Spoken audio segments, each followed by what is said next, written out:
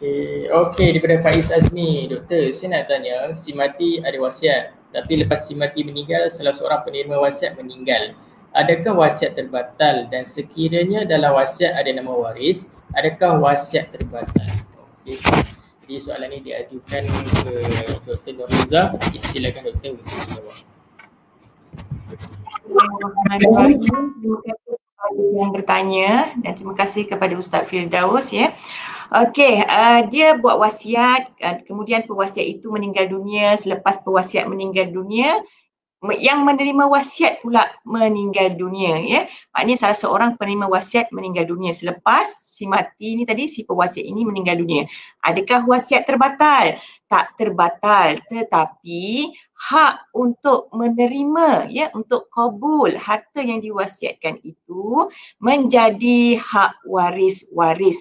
Sama ada waris-waris nak terima ataupun nak tolak wasiat yang dibuat oleh pewasiat kepada penerima wasiat. Ya, syaratnya pewasiat itu mestilah mati dulu sebelum penerima.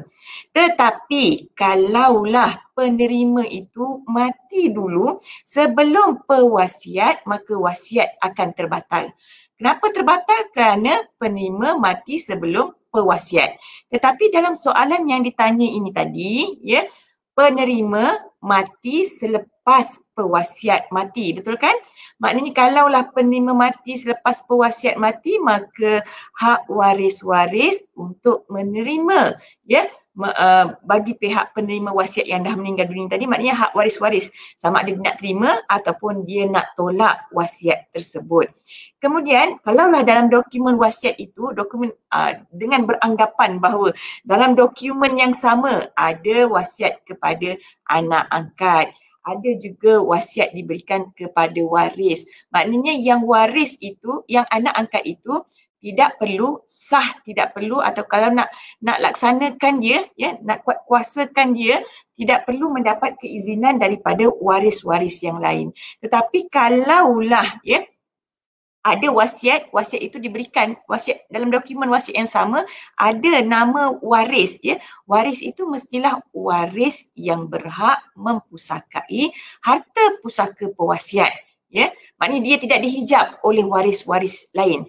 Dia dapat 1/2 ke, 1/4 ke, 1/6 ke, maknanya waris itu berhak mempusakai harta pusaka pewasiat selepas kematian pewasiat.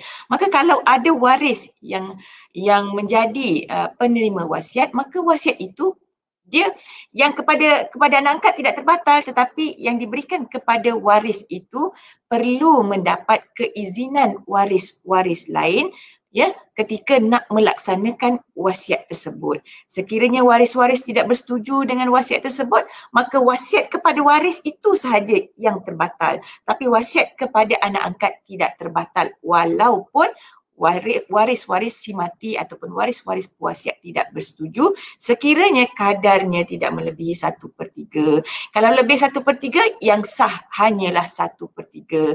Bakinya itu perlu mendapat keizinan. Kalau tak izin, maka sekadar 1/3 untuk anak angkat ya. Tapi kalau kepada waris perlu mendapat keizinan daripada waris-waris pewasiat yang lain. Okey, jelas Ustaz Firdaus ya?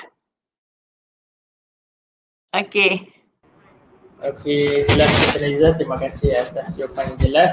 Seterusnya adalah soalan yang terakhir daripada penonton. Jadi ada soalan.